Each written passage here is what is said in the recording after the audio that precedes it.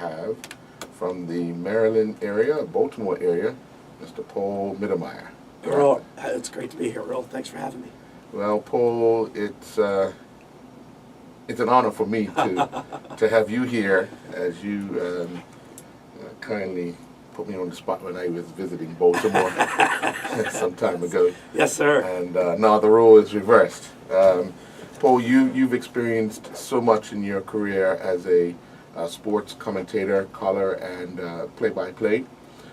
Just want to give people in Bermuda a chance to hear just a little bit about what it's like to be in that professional realm of reporting, interacting, and just kind of being in the know with some well-known people. It's interesting, and I apologize for my voice. I kind of brought a little bit of a cold to the island with me today. But no, it's interesting because I've taught young people before, and I've always preached to them that when you pick a career, you need to pick something that you love, because when you're really passionate about something, and when you commit to something that you're going to do for the rest of your life, you have to love it. I work a lot and I do a lot of things, but I love what I do, and part of that is the relationships that you build with the players and the relationships that you build with the coaches and the experiences of calling a big game or being a part of a Super Bowl or experiencing that atmosphere, and it really is rewarding. And it's something I grew up. I love sports. And through certain situations, this is the path I got put on, and it's been a fantastic run, no question about it. Now, obviously, I know, but we'll introduce the fact that you've broadcast Super Bowl, Stanley Cup. Unfortunately, David's Baltimore stuff. Well, it came up a little short this year. So Yeah. We'll get Mr. Bascom's take another time. We'll give him a call and give him another chance to break down how the blast got blasted. Well, I will say this: it was one of the best series I've ever seen them play. And it came up on the short end, and that happens in sports. Right. But yeah, it was a remarkable series, and it was one well worth watching, no question about it. Now let's talk a bit about the experiences of the Super Bowl. I've been to, I think, three or four, but to be calling the games, do you at times get caught up in the emotion of it?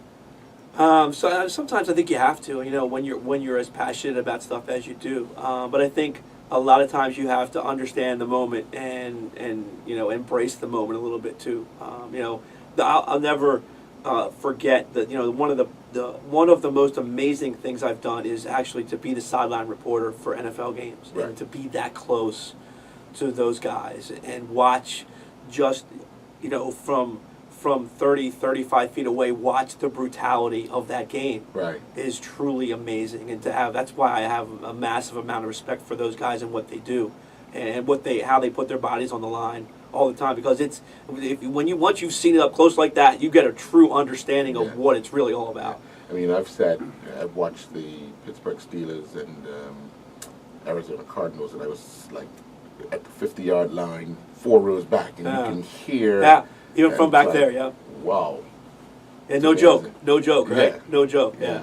Now, to flip from broadcasting or commentating American football to the Stanley Cup. Yeah, that's what you're not going to believe this, but the most exciting atmosphere I've ever experienced, not a Super Bowl. Right. It is Game 7. Back in it was 1991, Game 7 between the Washington Capitals and the Pittsburgh Penguins of a Stanley Cup playoffs. Right. The electricity in the building before the game was just incredible. Was one of the most electric atmospheres I've ever been associated with. It's really amazing. And when I grew up, I was exposed to the AHL, the minor league hockey team was in Baltimore, and that's what I grew up with. And then to go from that to watching the NHL players and the speed of the game and just how much different it is from the AHL to the NHL. It's amazing what those guys can do and how athletic they are and how they can skate. It's just blows your mind. Well, I know because I tend to flop between different sports, trying to cover a variety. it must be that much harder because you've got to remember names, you've got to remember positions. Memorization is a huge key. There's no question. You know, Right. that's part of the game. Is when you're calling a game, you have to have those memorization skills, and as you do it and as you continue to do it, it gets easier, obviously. Right. But that's the main part. Names, and then different sports. Obviously, baseball is different than the speed of what a hockey game would be, or a soccer game, or an indoor soccer game is just, or a basketball game. Give me. Well, we were outside talking. I overheard a bit of a conversation that started, but I never heard the ending. One of your most memorable moments doing what you do. Well, one of my most memorable moments. Well, I guess the most memorable would have to be the Ravens' first Super Bowl. You know, they always say that too. When you're at the first one, you experience the first one. It's never ever the same, and that's the case. It was just an amazing atmosphere to be associated with, and be at the team hotel, cover the games, and be that close and up close and personal with those guys during that run was absolutely amazing. Right. I remember they were having a remarkable season, and then all the pressure of this will be the year they finally break that duck. But I think the fact that there were so many other things going on around the team at the same time had to make it even more special that they actually got across that finish line. Well, it was amazing because Ray Lewis had just gotten in trouble the year before, right. And that was the distraction off the field. Yes. And Brian Billick was the head coach, and I'll never forget, he walked into the press conference at the Super Bowl, the very first one, and he immediately bashed the media for them not understanding and not knowing what they were talking about with Ray Lewis. Right. In essence, he took all the pressure off his team and put it on his shoulders and himself, so that his guys could go out and just worry about playing football that week. It was one of the most brilliant things I've ever seen done, and the Ravens just went out and smoked the Giants that Sunday. It was amazing. Yeah, but obviously you said about the path that was chosen for you. If you had to do it all over again, would you do the same thing? Wouldn't change a thing. Yeah. All the relationships, the experiences, the people that I've met, the people that I've gotten to associate with, and just being able to do something that every morning I wake up. I woke up this morning, I'm in Bermuda. I mean, it's not getting any better than that, right? Not it at all. does not get any better than that. Not at all. So, yeah, so for me, to wake up every morning and know that I'm going to be doing something new, and I don't know what's going to happen that day, right, is truly amazing. I love it. You wouldn't trade it for the world. You're currently hosting shows in Baltimore. Yeah. What station? WBAL and 98 Rockets, the flagship station of the Ravens now. And I do morning and afternoon sports up there for them on a fill-in basis. I'm still doing the Blast games. I still do sports for UMBC basketball, lacrosse, and soccer. UMBC soccer went to the Final Four this year in men's college soccer. That was a neat experience going down to Carolina and calling those games. Right. So yeah, I'm busy. I'm definitely keeping busy, no question about it. Running from pillar to post, as we say in Bermuda. But one that I know, because as you say, when you wake up in the morning, it's something that you love to do, so it's a passion to get up, and you don't know what the end result's going to be in whatever you're covering, but you just know it's going to be an eventful day to be there and cover it. Oh, absolutely. And you never know who you're going to meet, or what's going to happen, or what's going to play out that day. I also, Earl, do I'm the Director of Communications for the Ed Block Courage Award Foundation, and that's allowed me to also give back to the community as well. Right. And we just had our event in March, and we brought all the guys from the NFL in, and we visited the kids up in Baltimore, up at the Chick Webb Center, the at-risk kids, and the abused children at St. Vincent's there in Baltimore, and to watch the interaction from those players with those kids and realize what a difference that makes in their lives. I mean, there's nothing more rewarding than that, and it's really why I do that stuff. Right. It's really cool. I know it's a remarkable thing to have current players that people can relate to at this current time. And we always want to honor those ones that have finished the game and doing other things, but it's the current players that people really attract themselves to, even if they're not from the area in which the team they play for. Yeah, it's really neat to see a guy like Calvin Johnson, and what a magnet he is, obviously, with the kids, and to see how he spends his time with them and watch him mentor them is unbelievable. I mean, he's one of the classiest guys I think we've ever had come in to do what we do in Baltimore. It was amazing. Right. Now I'm going to put you on the spot because I wanted to ask you a question. Okay, go ahead.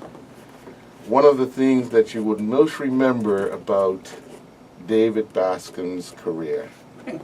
All right. The plus side. This says it all about David Bascom. Okay, Blast or in the championship series. Okay, they're playing in St. Louis, and it's a tight game going back and forth, and St. Louis gets a free kick, and they set the wall up, and they take the kick, and David gets drilled right in the head, like blocks a shot, drilled right in the head, right, knocked to the floor. Just knocked him out. Right. He basically has a concussion, right? Uh-huh. They get him over, they take him off the field, they get him over to the bench, and this guy, he's doing everything he can to lie. He's lying. He's basically trying to make stuff up to make sure he gets back on the field, right? Because he hadn't won a championship yet. This was going to be his first championship, right? And there was nothing that was going to keep that man off the field. And get back on, and he returned to the field. Right. I don't know if that was smart or not. It may not be one of the smartest moves ever in his life, but I think that really tells you a lot about the man, right? About how determined and how driven he was to get that championship, and that's pretty much that's why I spent time with him, because I watch that and I see that in him, right? And that's kind of how I am, and the drive to want to get things accomplished, and to bottom line is, Earl is always saying, do whatever it takes to get it done. Yes. And that's when David Bascom, I think that describes him the best. Well, I know I remember seeing a picture of David with Iron Mike Tyson, so I guess the ball must have felt like a Tyson right hand. There you go. There you go. Absolutely. But I know you guys have to go. I know you've got some big things happening in Bermuda, and we'll hear all about them more than likely tomorrow. Correct. We have a press conference scheduled tomorrow. And I do, well, personally for myself, I do want to thank you, gentlemen, for allowing Bermuda to be a part of your foundation. All right, thank you. And we look forward to encouraging Bermudians to get behind what you guys are intending to do. We'll hear more about that tomorrow. I just want to take a minute. I want to thank everybody for welcoming me here. I love this place. Right. David introduced me to this place back in '07, and every time I come here, it's just amazing. And I love Bermuda, and I love the people here. They're just incredible, and I thank you. Can't thank you guys enough for everything you guys do. Well, we aim to please. We do aim to please. Thanks, Earl. Thank you very much.